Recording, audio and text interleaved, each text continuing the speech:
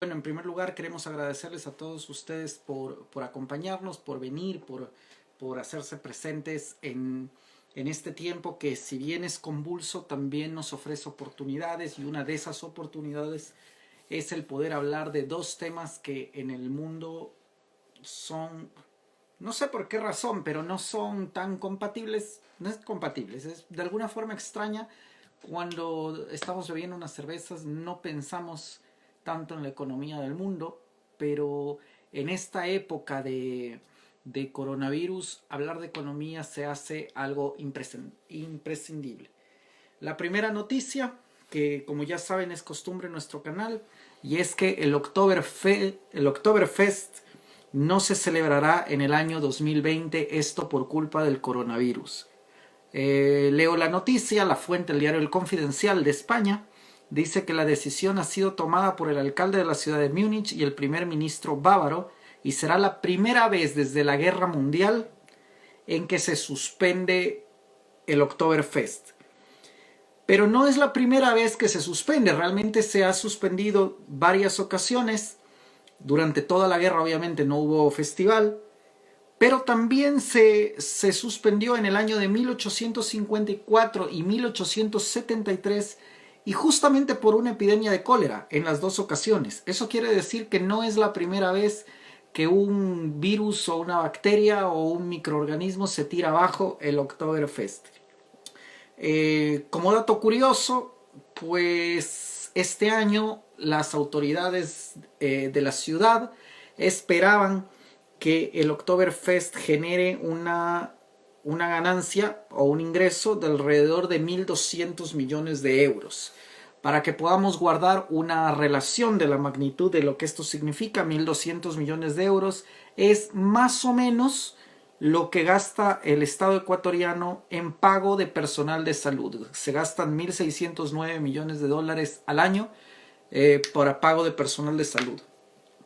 Más o menos lo mismo recibe Alemania en 6 días de un festival cervecero. Pues dicho eso, otra cosa que solemos hacer rápidamente, vamos a presentar la cerveza del día. El día de hoy yo estaré bebiendo una cerveza de la cervecería Las Cibeles, una cervecería de aquí de la ciudad de Madrid.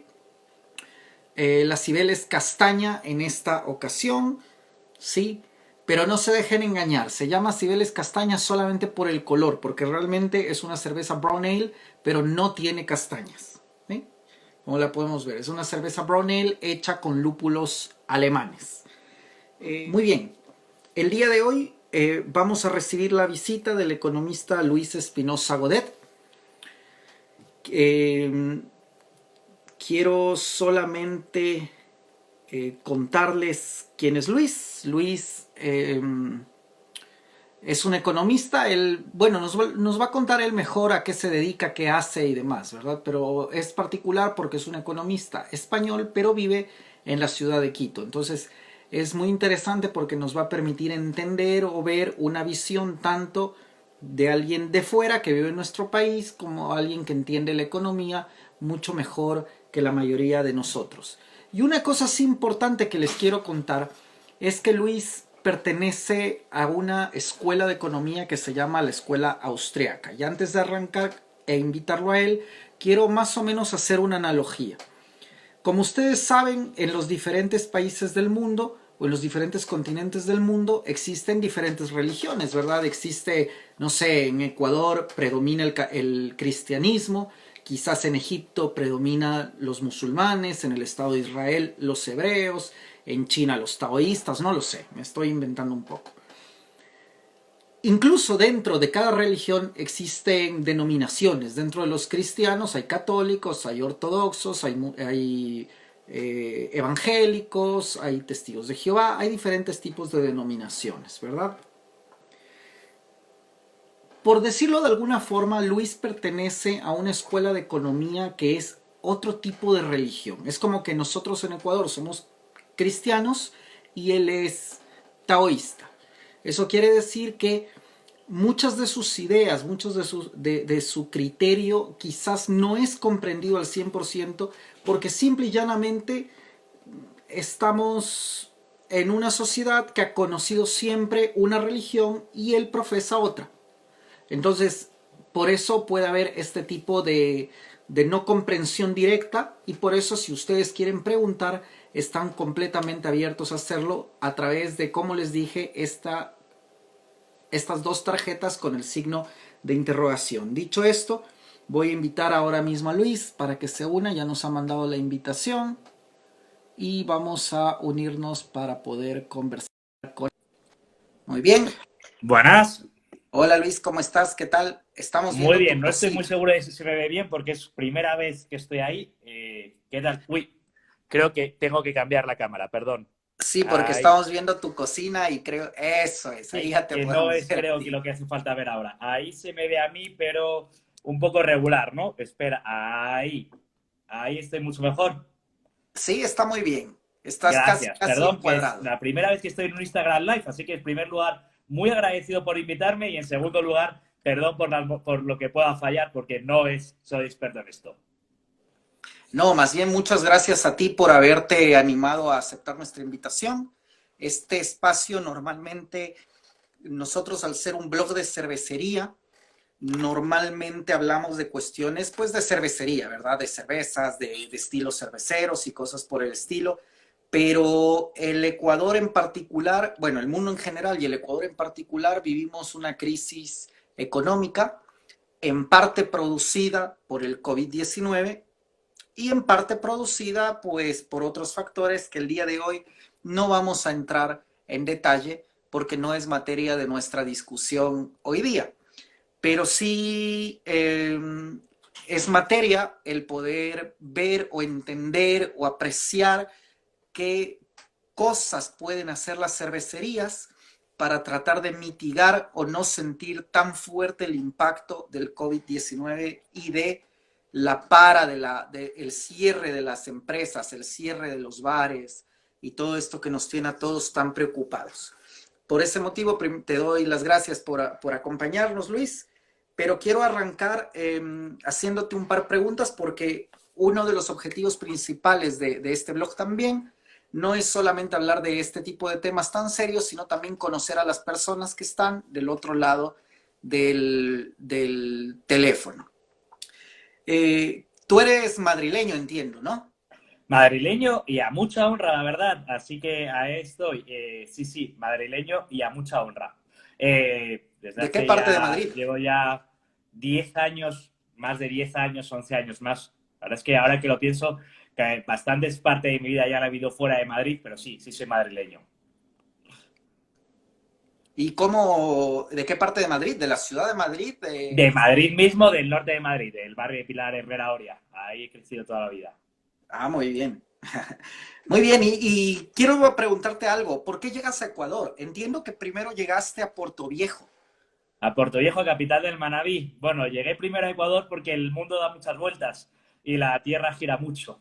La anterior crisis de 2008 le afectó a mi generación y yo la verdad es que era un afortunado porque sí que tenía trabajo, pero no estaba trabajando en la universidad, nada más que con contratos parciales, parecido, y me surgió la oportunidad de ir a trabajar a la Universidad de Puerto Viejo. Dejé el trabajo que tenía antes en Madrid, que estaba bien, pero no era mi pasión. Sí que me ha gustado siempre mucho dar clase y me lancé a la aventura. Creía que iba a ser un periodo de un año, 3 años como mucho. Y bueno, la vida da muchas vueltas. Luego entré a trabajar en la San Francisco de Quito, donde me siento muy a gusto y se trabaja muy bien. Además, siendo pocos los economistas austriacos, como ha dicho, pues es un lugar donde me siento bienvenido y se tiene en consideración y donde se trabaja a gusto. Así que pues bueno, los años van pasando y ya llevo 8 años, 6 en Quito, así que ya bastante conozco.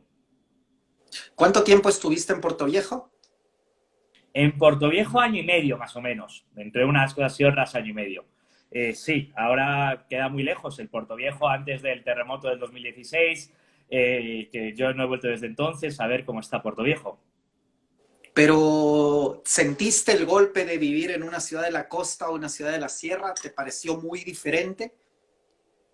Hombre, para mí el primer cambio radical fue pasar de vivir en Madrid, una de las grandes metrópolis del mundo, a vivir en Puerto Viejo, una ciudad mucho más pequeña, mucho más aislada. Luego empecé a vivir en Quito, que Quito sí se parece más a Madrid, se parece más a Madrid porque Quito es la capital, Quito no tiene mar, Quito está en las alturas, no hace tanto calor, así que en esos aspectos me siento más, sí que se parece más a mi añorado Madrid, pero sí que, claro que creo que la emigración te hace crecer, pero evidentemente, claro que ya te hace crecer pero claro que es difícil y claro que son experiencias distintas. Y eso que, gracias a Dios, solo puedo estar agradecido en mi caso y mi migración ha sido un proceso muy satisfactorio, pero claro que la migración te hace cambiar. Muy bien. Una pregunta, quiero también preguntarte porque he estado viendo tu canal, tú también llevas un canal en YouTube que se llama, o bueno, un programa en la televisión, entiendo, ¿no? En Telesucesos, que se llama Espinosa Libertad. Y me llamó mucho la atención que siempre que terminas tus charlas de economía, explicando de, no sé, del dinero, de las finanzas, de otras cosas, siempre terminas con un poco de poesía. ¿Por qué? Bueno, para mí me parece fundamental eso. Me parece fundamental por varios motivos. Yo tuve la suerte de que me dieron un espacio, un espacio en la televisión, en Telesuceso, y solo puedo estar agradecido por ello. Ahora lo estamos llevando más casi formato youtuber, porque en estos tiempos no puedo ir al estudio a grabar, pero me pedían que hablase de economía. Y yo, como economista austriaco, quizás concibo la economía solo como un aspecto de las relaciones sociales o de la coordinación social. Un aspecto, entre otros muchos, y creo que el objeto de estudio de un economista o el objeto de estudio de cualquier persona interesada en las ciencias sociales tiene que ser el comportamiento humano en sentido amplio. Y yo tenía ese empeño de descasillar a los economistas o a la economía o a los liberales o a los economistas liberales, cualquiera de esas cosas, como gente que solo hablaba de dinero y de esto. Y yo, pues como persona, tengo muchos más intereses y además, estando en el día del libro, un día, un periodo un poco cursi, ¿no? Porque esas celebraciones tienen que ser un poco cursis, en que se celebran los libros, quería aprovechar el espacio que me habían dado y de hecho de los 24 minutos que dura el espacio semanales en Espinosa Libertad, sí que intento dedicar 3 a leer un poema a la semana y me siento muy satisfecho de cómo está saliendo, porque algunos no verán esa parte del programa, algunos no les interesará, pero bueno, darme el lujo de poder poner un poema a la semana en la televisión o de poder leer un poema, para mí es un lujo que me estoy pegando, es un lujo que me puedo permitir y estoy feliz de que en Telesuceso y en mi canal de YouTube me lo permitan permitirme. Claro que son mi selección de poemas y solo intentar dar a entender que el estudio de la economía es el estudio de la acción humana, es el estudio de lo que hacemos las personas, y las personas no solo hacemos economía, hacemos mucho más, entre otros, hacemos cerveza. Pero igual que sería muy limitante decir Homo economicus, pues el Homo cervecerus es una faceta de todo lo que hacemos los seres humanos. Me encantó la analogía. ¿Y algún autor en particular que nos quieras recomendar? Bueno, eso es casi infinito, casi imposible. Digo, mientras me estás mirando, miro ahí al librero donde tengo algunos de mis libros. Bueno, voy a volver a mis obsesiones, que puede ser Jaime Gil de Viedma, Cavafis, por nombrar, o algunos autores como Withrow también. O sea, son esos autores que me han marcado. Curiosamente, te marcan más los autores en una primera juventud y ahora últimamente, pues desde que estoy en Ecuador he descubierto algunos otros que me han ido marcando más. Estando en el Día del Libro hay muchísimos por desgracia. Curiosamente, en cuarentena no me estoy concentrando tanto y estoy leyendo poco en general y poesía también. Que en general poesía, aunque me gusta mucho, he leído menos de lo que puede parecer o de lo que me gustaría en la vida, porque las poemas, aunque son cortos, requieren un cierto estado de ánimo y ponerte, y no siempre se encuentra el tiempo, menos cuando uno está trabajando y con mil cosas y preocupaciones.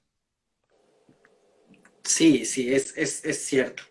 Yo también en esta cuarentena he bajado mi dosis de lectura porque he pasado más ocupado que cuando no estaba en la cuarentena, la verdad. Y, y hasta cierto punto estoy queriendo regresar a la normalidad para poder leer un poco de lo que leía. Pero bueno. Bueno, la normalidad quiere eso decir lo que quiera decir, porque en realidad no sabemos a qué normalidad vamos a regresar, ¿no? ¿Qué mundo habrá ahí fuera cuando salgamos? Efectivamente.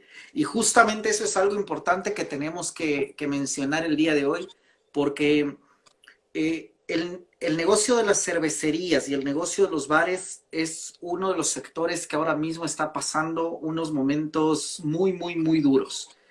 En general, todo el sector hotelero, hostelero, todo el sector servicios relacionado al turismo está sufriendo muchísimo el embate del cierre de locales, el cierre de empresas, el cierre de la actividad económica en general, ¿verdad? Eh, Tomando en cuenta que fuera del hecho de que el coronavirus ya es en sí mismo una crisis y que nosotros como país ya veníamos montados en una crisis, ¿verdad? Porque eso es importantísimo mencionar también. Eh, Quiero preguntarte, ¿qué medidas tú crees que los cerveceros deban adoptar para, en la medida de lo posible, disminuir el riesgo de quiebra? Muy buena pregunta. Voy a empezar por una de las afirmaciones que has hecho al principio. Esto pasará a la historia como la crisis del coronavirus y se hablará siempre de que ha sido la crisis del coronavirus. Pero tenemos que tener una cosa muy clara y es, las crisis tienen un antes, un evento y un después. La situación del Ecuador ya era muy preocupante antes. La situación del coronavirus está afectando especialmente a Ecuador y ahora, en función de las medidas que tomen los gobiernos, que no va a ser algo de lo que vamos a entrar en esta charla, espero, porque ya es un tema muy manido, la salida a la crisis o el impacto de esta crisis será más profundo o menos profundo. Ahora, ¿qué medidas pueden tomar los que tienen pequeñas industrias? Y yo voy a señalar algo paradójico, es decir, en estas épocas la sociedad mira en cierto modo a los economistas y nos piden respuestas, ¿no? Y la gente quiere que se den respuestas o que se den soluciones a los problemas. Y yo tengo que ser mucho más humilde y mucho más duro. Aquí no hay ni recetas mágicas, ni soluciones maravillosos, ni grandes ideas. Y aquí lo único que queda es apretar los dientes, no hacer grandes errores que nos lleven a peor situación e intentar tener una mejor situación. Voy a decir dos cosas ahora. En primer lugar, hay un problema grave con respecto a la cadena de pagos. Nuestras sociedades son sociedades, la sociedad moderna vive en base al dinero, pero en realidad hay una vuelta de tuerca un poquito más compleja y mucho más interesante. Casi todo lo que vivimos era dinero, pero casi todo era deuda. Era deuda en el sentido de que la cadena productiva se basaba en compromisos de deuda. Ustedes lo saben mucho mejor que yo, pero porque yo en realidad no tengo la experiencia, pero cuando uno entregaba una entrega de cervezas, no le pagaban al contado directamente o casi nunca se paga al contado. Se pagaba a 30, 60, 90 días hasta que el que tenía el bar vendía las cervezas, cogía el dinero y lo entregaba de vuelta. De tal manera que los proveedores de los bares estaban dando crédito, era un sistema de deuda, crédito a los bares. Eso mientras la economía funciona normalmente, ok, pero el momento en que hay una crisis y un paro brusco en que ya no hay entregas, eso te lleva a que el flujo de caja, ya no hay flujo de entrega, de tal manera que se te cae el flujo de caja, de tal manera que tienes un problema grave porque las cervezas se encuentran sin ventas y sin ingresos, porque las ventas y los ingresos están correlacionados, pero con un gap, un periodo de tiempo de separación entre uno u otro. Y ante eso va a ser muy complicado, muy, muy complicado. ¿Qué ideas o consejos puedo dar yo? Nadie crea que yo tengo la gran idea o el gran consejo, pero algunas cosas que supongo que ya se había hablado en el canal que venían de antes. El sector de la cerveza artesanal era un sector muy micro, era un sector en el que había muchas pequeñas cervecerías. De tal manera que el volumen de cada una era pequeña y los costes por unidad de cada una eran grandes, porque tenía poco volumen para no distribuir los costes fijos y para no hacer una distribución logística. Y ahora muchas de las empresas lo están pasando muy mal. Ante esto tan mal que lo están pasando, no va a quedar más remedio o la dinámica habitual de mercado será, por un lado, que algunas quiebren. y lo siento en el alma. Lo siento en el alma porque entiendo que es el proyecto vital de muchas personas, es la ilusión del proyecto vital. Pero ante la grave situación, la pregunta no es lo que a mí me gustaría o cuánto voy a luchar, la pregunta es, ¿puedo seguir permitiéndome seguir abierto? Y por muy dura que sea esa pregunta, si la respuesta es no, cuanto antes cierres, antes hay un stop loss. Y eso, un stop loss es un... No me gusta nada cuando nosotros los mismos economistas utilizamos anglicismos. Un stop loss es parar las pérdidas. Y al menos separa esa sangría de pérdidas. Una decisión durísima que estoy seguro que muchos de los que nos están escuchando se están planteando o a lo mejor están tomando. Aquellos que consigan sobrevivir, a lo mejor consiguen sobrevivir a base de fusiones o adquisiciones. Esto es, a base de nos vamos a unir para que los costes fijos que teníamos los vamos a intentar cubrir entre los dos y aunque tengamos poquito caja, vamos a intentar entre 2, 3, 4 pequeñitas cervecerías unirnos y a lo mejor ya no tenemos 4 almacenes sino solo uno y a lo mejor ahí reducirnos. Ya no tenemos 10 empleados sino solo 6 y a lo mejor ahí conseguimos sobrevivir. Claro que lo que acabo de decir es durísimo y soy perfectamente consciente de lo duro que lo es. Y estoy hablando de que si en lugar de 10 empleados se tiene 6, hay que despedir a 4 personas. Es durísimo, pero la alternativa a lo mejor no es no despedir a nadie. La alternativa es o despedir a alguien y mantener el proyecto productivo o despedir a alguien. Y además, por mi experiencia conociendo a emprendedores o a empresarios, y curiosamente tengo bastante porque todos los semestres encargo a mis alumnos que entrevisten a uno y me leo todos los trabajos y al final son más de cientos.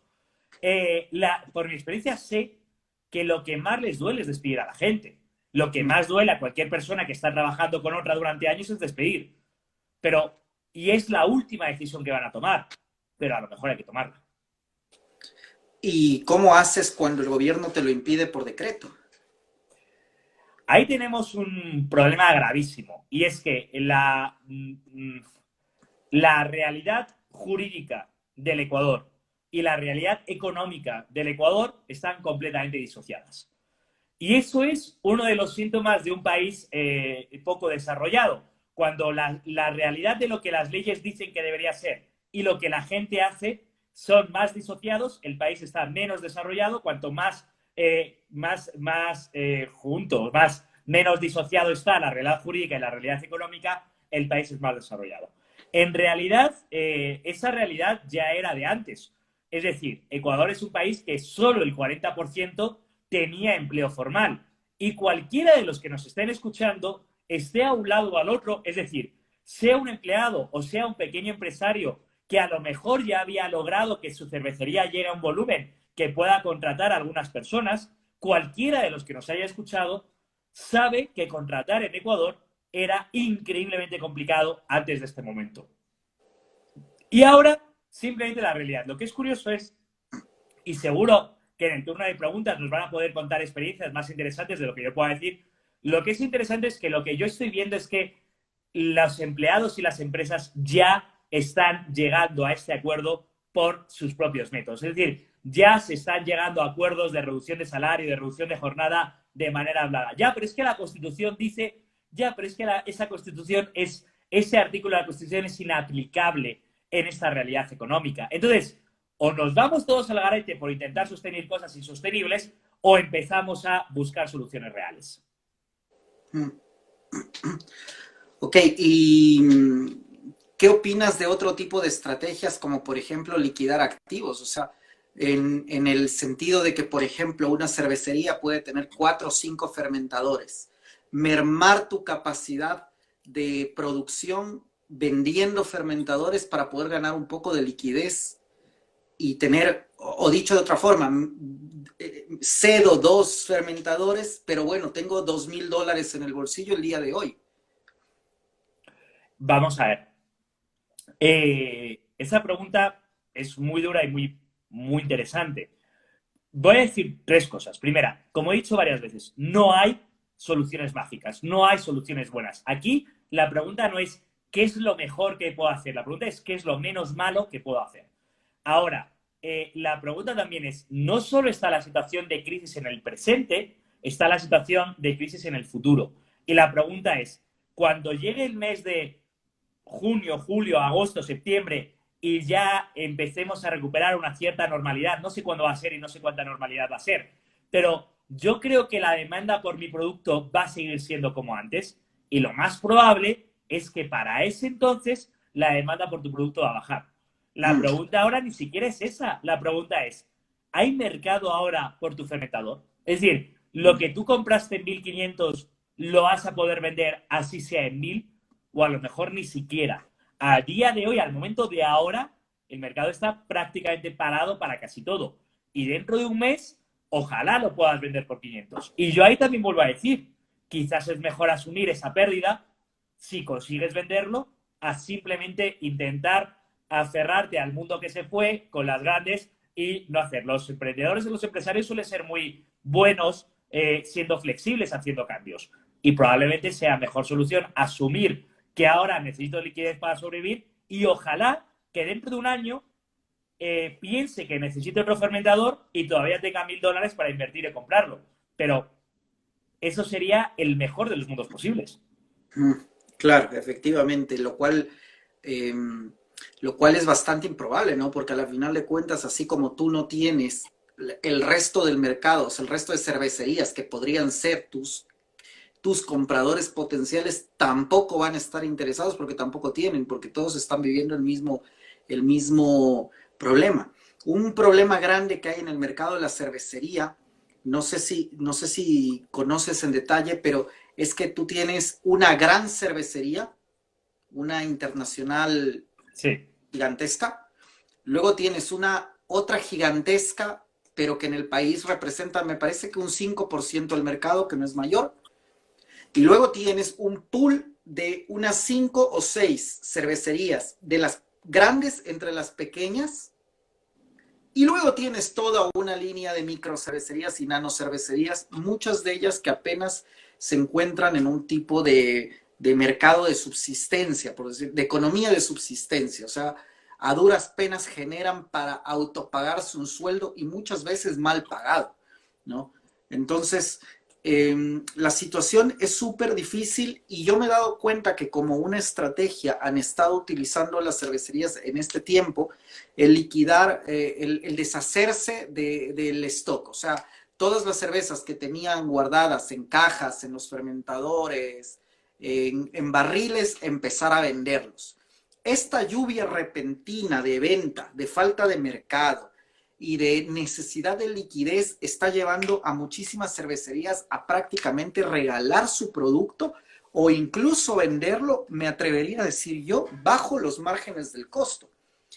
¿Tú qué crees que es mejor? O sea, ¿tú qué recomendarías? ¿Vender tu producto muy barato o no bajarte el precio del producto y tratar de empezar a hacer promociones, a ser más creativo de alguna forma que por ahí lo mandes? Porque yo entiendo que si el día de hoy yo te vendo una botella, por ejemplo, en $1, que a mí me ha costado 1.50, bueno, recupero algo de liquidez.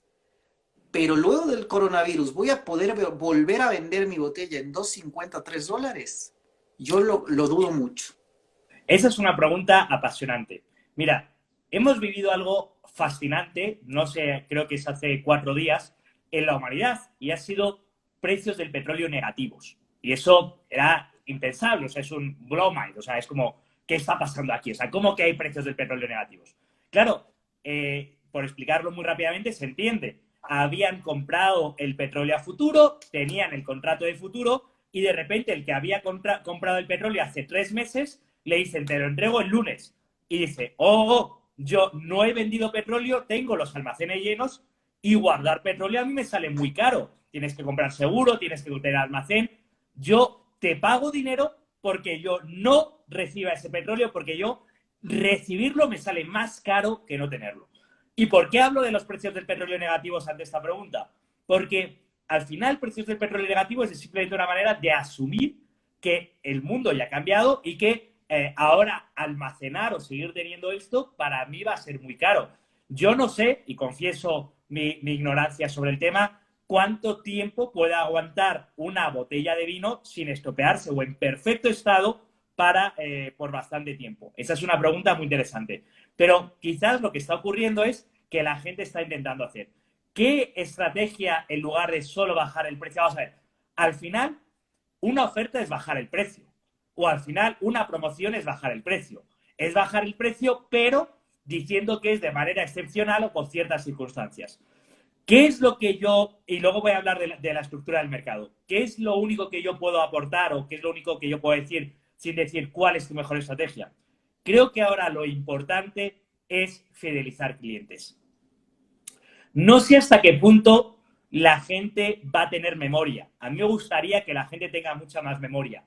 Pero creo que todos, como consumidores, estamos un poco tomando nota de que empresas lo están haciendo, están intentando dar el máximo de sí mismas y cuáles no. Y en este momento, y también a qué empresas nosotros le teníamos cariño, y era como, mira, se habían portado bien conmigo y ahora no. Y ahora toda la estrategia de marketing o tal, evidentemente el presupuesto para marketing baja prácticamente cero y toda la estrategia de marketing es como yo me porto bien contigo, acuérdate y tú te portarás bien conmigo. Entonces, creo que se puede bajar el precio, se pueden hacer promociones, pero incidiendo mucho en este mensaje de tú me ayudas, yo te ayudo, vamos a intentar salir, vamos a hacer un contrato de fidelización o ni siquiera un contrato, sino la estrategia de vamos a seguir unidos. Porque la gente puede tener apego a su marca de cerveza, la gente puede tener apego a la cerveza o a la cerveza que está. Entonces, mi única recomendación es, por supuesto que va a haber una bajada de precios. De hecho, lo normal es que vaya a haber una bajada de precios generalizada en la economía y lo único es que estas bajadas de precios generalizadas no son siempre igual de justas. Es decir, probablemente a ti el del almacén todavía no te ha bajado el precio del alquiler, pero probablemente en el medio plazo lo bajará, tú lo bajas, va a haber una deflación, una bajada de precios generalizada, pero se produce en distintos momentos. Y la estrategia de tu bajada de precios que sea con un mensaje de vamos a seguir unidos en esto. Con respecto a la estructura del mercado, el mercado de la cerveza en Ecuador efectivamente tenía una estructura un poco extraña. Es decir, la cuota de mercado que tiene la principal cervecería del país es exagerada. ¿Exagerada con respecto a qué? Bueno, exagerada con respecto a países comparables a nivel internacional. Es decir, es una cuota muy desproporcionada. Entre otras cosas, porque es verdad que gran parte de los ecuatorianos identifican esa marca consigo mismos, pero también sería muy interesante ver cómo compite en un mercado más abierto. Ahora, luego están las cervecerías medianas, que esas ya son profesionales y a ver hasta qué punto pueden aguantar. De las micro y las nano, yo no sé si esta distinción es técnica, pero se podría distinguir las que son su principal fuente de negocio, su principal fuente de ingresos, y las que no son su principal fuente de ingresos. Y lo que sí que también puede ocurrir es que muchas de las que ya están a lo mejor no sean capaces de sobrevivir y también, por el otro lado, se puede esperar una llegada. ¿Por qué? Porque mucha gente va a perder su empleo, por desgracia. Algunos de ellos serán aficionados a la cerveza y tendrán unos pocos ahorros. Y algunos de ellos dirán, bueno, pues ya que me enfrento a una crisis y no me encuentro, voy a intentar autoemplearme intentando hacer un pequeño negocio de cerveza artesanal para distribuir, pues eso, en el barrio, en pequeña proporción, que me permita, pues eso, no hacerme millonario, que ojalá, pero no es muy razonable pensarlo, no ganar mucho dinero, pero al menos ganar más de un básico, subsistir y ganar mi empleo. Creo que también por ese lado, curiosamente, se puede vivir una nueva entrada. Entonces, ahí vas a tener en ese margen de personas, que es en el fondo donde está gran parte de la economía ecuatoriana. Gran parte de la economía ecuatoriana está en esa zona que se llama informal, a mí no me gusta nada esa palabra, la podemos llamar zona gris, es decir, entre cumplir con toda la legislación, que es muy onerosa, y cumplir con parte. Y gran parte, y esa se va a mover. Y ahí va a haber, y ahí en gran parte en eso sí que es la relación del barrio, la relación de tus clientes habituales. Porque claro, probablemente el bar no te está pagando, pero el bar no te está pagando no porque sean unas malas personas, sino porque ellos también están pasándolo fatal. Entonces, creo que ahí va a haber mucho crecimiento en ese nicho. Ok, quiero solamente hacer un recordatorio porque veo que hay algunas personas que están haciendo preguntas. No se olviden que aquí en la parte baja, justo en la inferior, hay dos tarjetas. Una tarjeta, una montada sobre otra con un signo de interrogación en el medio. Si ustedes quieren realizar una pregunta, pueden darle clic ahí y así la pregunta nos aparece a todos en muy grande y la podemos lanzar de una forma más interesante. Pero han hecho varias preguntas que he ido yo recogiendo. Eh, bueno, solo un comentario, Luis. El que quiera hacerse millonario no se hace cervecero, porque realmente Sí, el giro del negocio no da para hacerse millonario. No. Para tú poder hacer pasta en este negocio tienes que tener muchísimos más litros de venta de los que un cervecero convencional, por decirlo de alguna forma, puede hacer. Nos estaba preguntando hace un rato Marcron, pregunta, ¿podemos estar hablando de una futura recesión en el Ecuador? mira, vamos a ver. Los economistas se dedican a predecir el futuro, a acertar crisis, bueno, pero de verdad, no hay, esto lo decía Diego David Fernández, no hay momento en la historia en que sea más fácil predecir el futuro de la economía. Sí, Ecuador va a entrar en una crisis, por supuesto. O sea, me parece que es impensable que alguien no pueda ver que evidentemente vamos a entrar en una crisis. Es decir, si tú tienes la economía paralizada 2 meses, es decir, en enero de 2020 Ecuador tenía una situación muy débil a nivel macro, a nivel estatal de sus empresas. Pero es que en abril del 2020 puedes decir con rotundidad, sí, vamos a entrar en una crisis. Si te pasas 2 meses con la economía paralizada y todavía algunos meses a medio gas o a medio funcionamiento, por supuesto. Y lo siento en el alma porque aquí a los políticos o a los animadores les gusta decir vamos a salir de esta, va a ser una crisis en V, va a ser rápida. No, aquí que nadie, es decir, ojalá me equivoques, es que me encantaría equivocarme, pero vamos, no veo cómo alguien puede pensar que todo el año 2020 no va a querer terminar la economía ecuatoriana en negativo y el 2021 ya veremos. Y esto es una crisis con todas las letras y profunda. Es decir, yo no me gusta nada jugar como juega, averiguar el futuro. De hecho, es curioso porque el simbolito donde se hacen las preguntas parecen dos cartas y una interrogación. Parece que eso es el tarot y que la gente me pregunta que yo voy a averiguar el tarot. No sabemos de cuánto hace una crisis. ¿Qué es una crisis? Por supuesto. Y vamos a entrar en una crisis y una crisis grave. Esa no es la pregunta. Ahora, entonces, ante esto, va a haber dos perspectivas. Primero, todos los mercados van a cambiar y, por supuesto, el mercado cervecero. Y ahí una pregunta muy interesante es, no, que haya crisis quiere decir que se demanda menos, pero no necesariamente quiere decir que tu producto se demande menos. ¿Qué quiero decir? La cerveza es normalmente un bien que se consumía en hoteles, bares y restaurantes y la gente era un consumo social. Ahora que estamos encerrados en la casa, se puede empezar a pensar que la gente diga, ok, no me gasto dinero en consumir cerveza afuera, pero ya que ni siquiera puedo salir, chuta, por decir así en ecuatorianismo, ¿no? Chuta, una bielita me voy a tomar, ¿no? Y una bielita, pues bueno, ya que estamos, me voy a tomar una bielita mejor, ¿no? Una bielita ya artesanal, buena, de mi pana que me la trae a la casa y ahí. Entonces, a lo mejor la cerveza puede ser un bien que en estas circunstancias sea anticíclico. En general, el alcohol no es tan cíclico, el alcohol puede ser anticíclico, pero la cerveza en cierto nivel puede ser anticíclica, es decir, puede ocurrir que la gente se acostumbre a, como me quedo en casa, pues me tomo mi bielita en casa y la disfruto aquí, porque oye, ya que no puedo salir y que los próximos meses a lo mejor no me permiten ir a un gran concierto, pues a lo mejor, y a lo mejor el canal Oreca, Oreca quiere decir hoteles, restaurantes y cafeterías, es como se llama en España al canal de distribución secundaria de estos productos, está mucho más cerrado, pero a lo mejor el canal distribución directa al cliente se amplía. Así que Por supuesto que vamos a entrar en crisis, por supuesto que va a ser que esto no es cosa de que en junio la economía se abre y se recupera y todos ya volvemos a ser felices. A lo mejor se puede replantear y conseguir que esto sea un producto que sea anticíclico, es decir, que la gente lo vea como algo. Y ahí, igual que digo, en la situación macro no estoy dando ningún optimismo, ninguna esperanza, ahí creo que sí que estoy dando optimismo y esperanza a los cerveceros.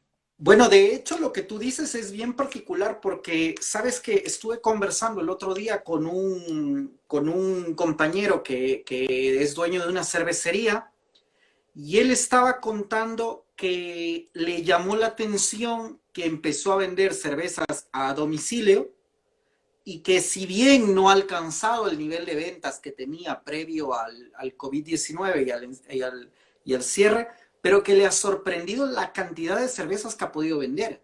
O sea, es cierto que no está en los mismos niveles, pero también es cierto que no es cero.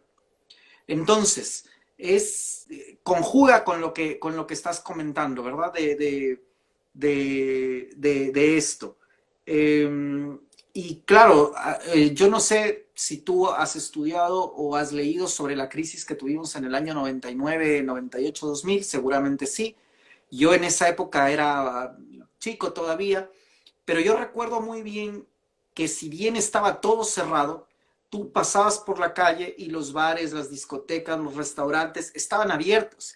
Y mis papás solían decían, bueno, ya que no te puedes comprar ropa, no te puedes comprar un carro, no puedes comprar nada, al menos vamos a comer rico, ¿no? Entonces, claro, es cierto, o sea, me parece particular lo que tú estás comentando porque me ha traído a la memoria este detalle de hace ya 20 años atrás, ¿no?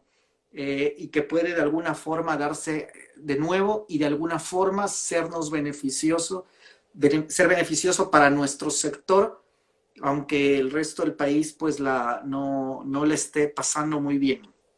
Quiero Bien, decir, sí, si sigue, me sigue, no, permites, sigue, quiero sigue. decir dos cosas. La primera, quiero comentar que en este caso lo que habría sería un problema de distribución. Y cuando hablamos de que a lo mejor las pequeñas cervecerías lo tienen difícil de sobrevivir cada una a uno, y que ya antes de la crisis era evidente, digo evidente, yo no soy un especialista, pero yo lo que estudié de este sector pues era muy llamativo antes de la crisis, lo micro que era, es decir, era un sector súper distribuido.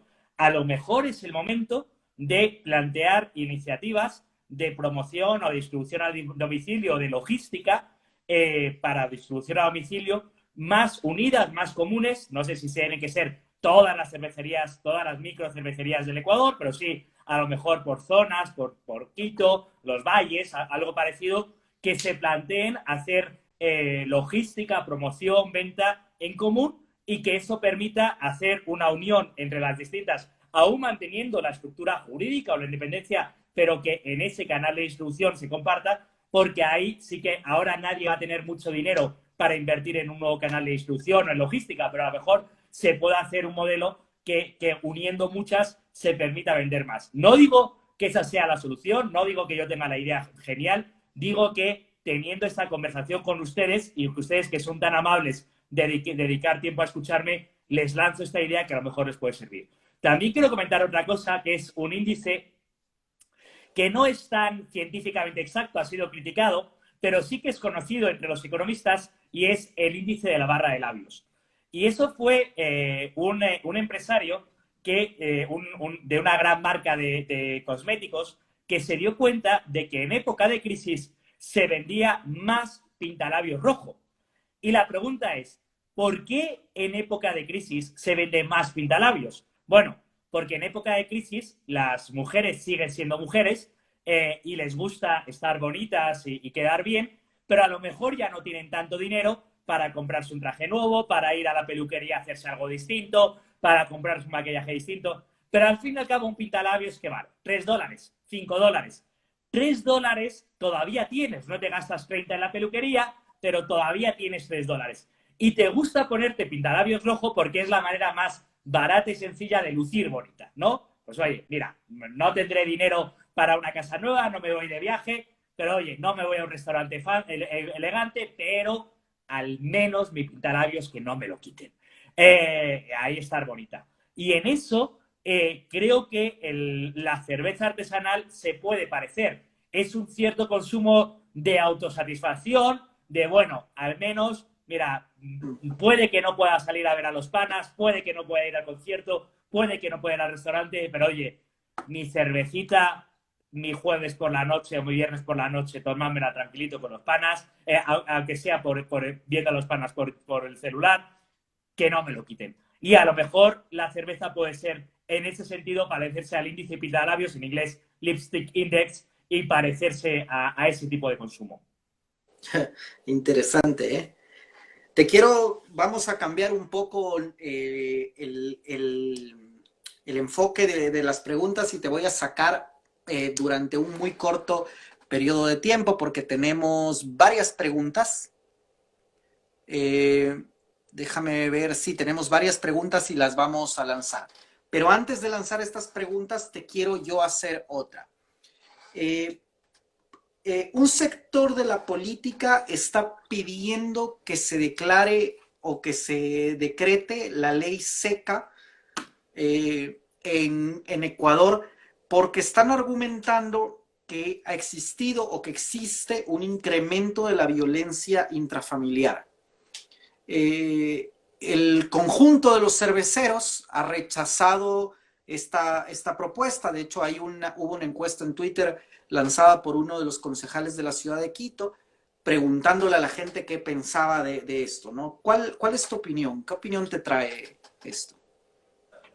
No sé si, o sea, estoy mordiéndome la lengua para encontrar las palabras y estoy llevándome las manos a la cabeza y estoy como, a ver si me respiro. Voy a decir 3 cosas importantes. La primera, como dije, una cosa es lo que ocurría antes de la crisis, otra la crisis y otra lo que hagamos para solucionarla. Y mucho cuidado, porque la mayor parte de las supuestas soluciones pueden ser mucho peores problemas. Así que mucho cuidado con las ideas geniales que tienen algunos políticos, porque eso nos puede hundir en la miseria. En segundo lugar, esta gente no ha oído nada de historia, ni siquiera se ha molestado en ver algún capítulo de Los Simpsons o ni siquiera ha visto alguna película de lo que fue la ley seca en Estados Unidos. O sea, no hemos aprendido nada de lo increíblemente perjudicial que es intentar imponer este tipo de medidas profundamente inmorales por paternalistas que son la ley seca. Y, en último lugar, es lo profundamente perjudicial que va a eso. Claro que hay violencia intrafamiliar, claro que lo lamento muchísimo, pero lo que hay que hacer es perseguir a los criminales, no criminalizar a la sociedad. Es exactamente lo contrario. Como unos pocos, y por suerte son unos pocos, porque no son la mayoría de las familias ni son la mayoría de los ciudadanos, tienen violencia familiar, como unos pocos la cometen, condenamos a todos a no tener alcohol. Pero bueno, estamos todos locos. Y además, o sea, teniendo que estar encerrado, ni siquiera me vas a dejar tomarme mi cervecita, mi vinito, mi whisky, de verdad. Y además, ¿de verdad me vas a hacer creer que eso va a solucionar la violencia intrafamiliar? Fíjense que eso es una asociación absurda, porque no, hay violencia intrafamiliar porque hay alcohol. No, ni todos los que beben cometen violencia intrafamiliar, ni solo se comete violencia intrafamiliar cuando bebe. Ahí estás haciendo una relación espuria y absurda. Es decir, porque tú quites el alcohol no estás eliminando el problema de la violencia intrafamiliar, estás añadiendo un problema más a la sociedad, como ya quedó perfectamente demostrado en todas las historias de la humanidad cada vez que se ha intentado imponer este tipo de ideas geniales, absolutamente liberticidas, absolutamente nefastas para no solo para la economía, o sea, al final la pregunta clave es el criterio de moralidad. Oiga, ustedes que me están escuchando, que están en el sector de la cerveza, o sea, la cerveza es... ¿Qué estamos haciendo? ¿La cerveza es algo malo o la cerveza es un placer que consumido con moderación te permite disfrutar y evadirte y disfrutar del mundo un poco mejor? Yo creo que la cerveza, y yo que soy creyente, como todos los alimentos y las bebidas, son un regalo de Dios, son una bendición. Luego, no vamos aquí a criminalizar, es qué horror que eso es criminal.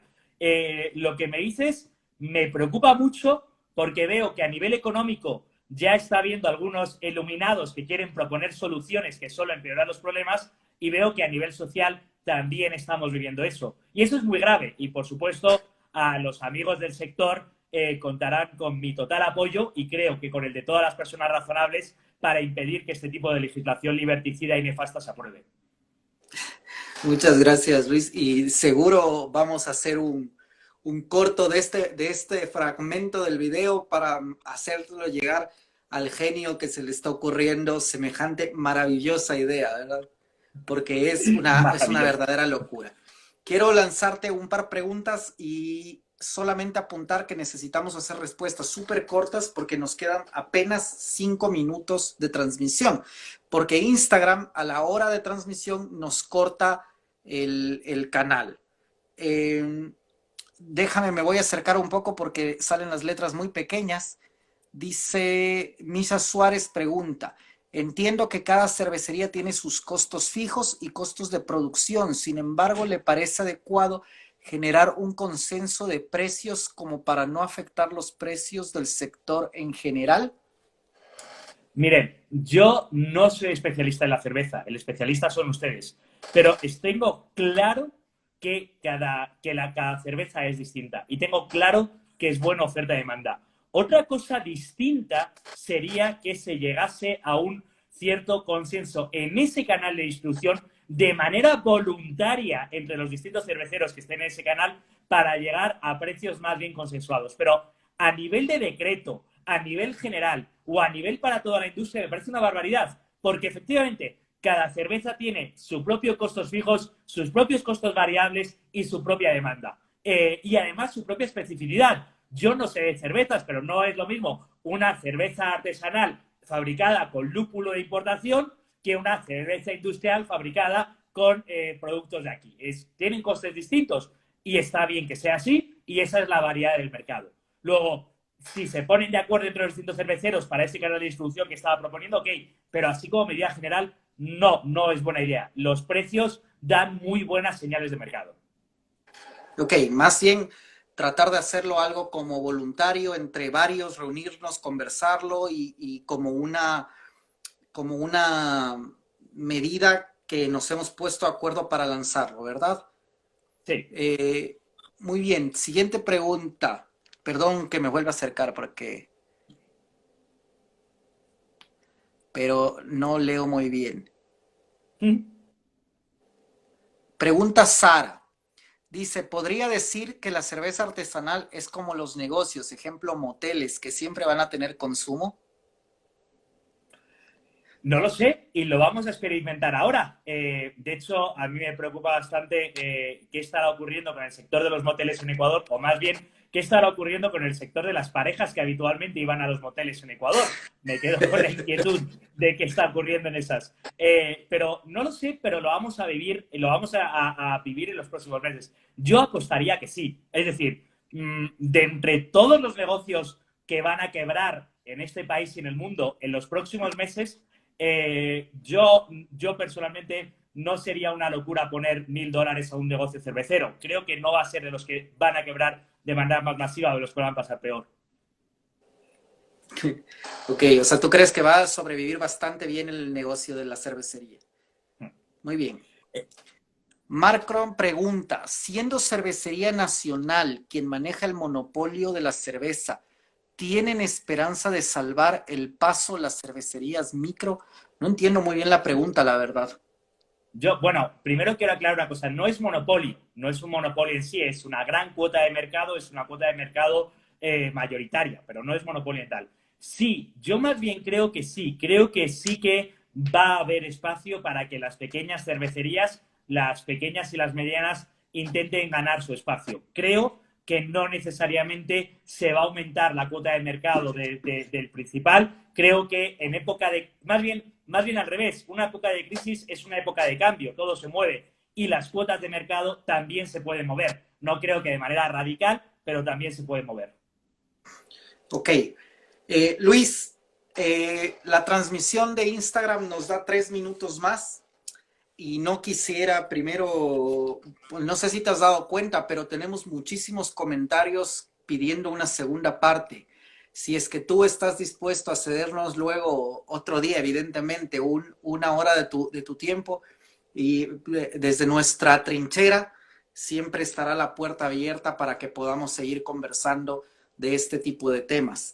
La verdad es que me quedo bastante tranquilo porque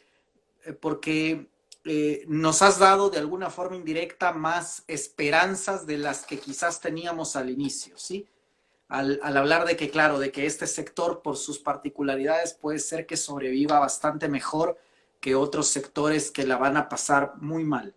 No quisiera terminar la transmisión sin que tú nos digas un mensaje enfocado a los cerveceros en general, no solamente a los ecuatorianos, porque en esta transmisión tenemos también cerveceros de diferentes partes de Latinoamérica. Por ahí vi alguno de Argentina, hay algunos conectados de Venezuela, hay unos colegas conectados desde México. Entonces, un Bueno, mensaje. yo quiero decir algunas cosas. Primera, muy agradecido por la invitación y espero efectivamente que de aquí a algunas semanas podamos repetir y encantado. Segundo, yo tengo fama entre mis colegas y entre mis alumnos de ser muy agorero, de siempre hablar en negativo. Así que me encanta haber podido transmitir una luz de esperanza. Sigo creyendo que la situación es grave, pero me encanta. Y la tercera es mi profunda admiración a todos vosotros, los pequeños empresarios, que son los que sacan la economía de un país adelante y que son los que más sufren en estas circunstancias. Mucho ánimo y ojalá podamos seguir viéndonos. Muchísimas gracias, Luis, por tu visita. Ahora mismo nos queda exactamente 1 minuto 41 segundos. Así que lo que voy a hacer ahora es terminar la transmisión contigo. Voy a dar un mensaje final, despedirnos de la gente y seguiremos conversando. Gracias, Luis. Hecho. Muy bien, pues bueno, como lo dije ya en presencia de Luis, creo yo que ha sido muy interesante porque creo que nos deja más esperanza de la que nosotros teníamos al arrancar la transmisión. Hay muchas lecciones que aprender, hay muchas cosas que hacer y una de las lecciones más grandes o una de las ideas que yo rescato de lo que Luis nos dijo es que quizás es momento de empezarnos a unir más como gremio, como sector, empezar a pensar en distribuir juntos, en actuar juntos, en hacer más cosas juntos, porque mientras seamos un montón de pequeños cerveceros regados por todo el país, no somos nada. Pero si somos un grupo de pequeños cerveceros que se unen en ciertas zonas geográficas o en ciertos nichos de mercado para poder pelear así en un frente unido, aun cuando mantengamos nuestra independencia, pueden salir cosas muy interesantes. Muchísimas gracias por haberse unido a esta transmisión. Pronto el video estará disponible en YouTube. No quiero terminar sin decir esto. Sí, Asocerv ha anunciado que da 3 meses gratis de membresía a los cerveceros. Muchas gracias a todos. Nos seguiremos viendo. Adiós.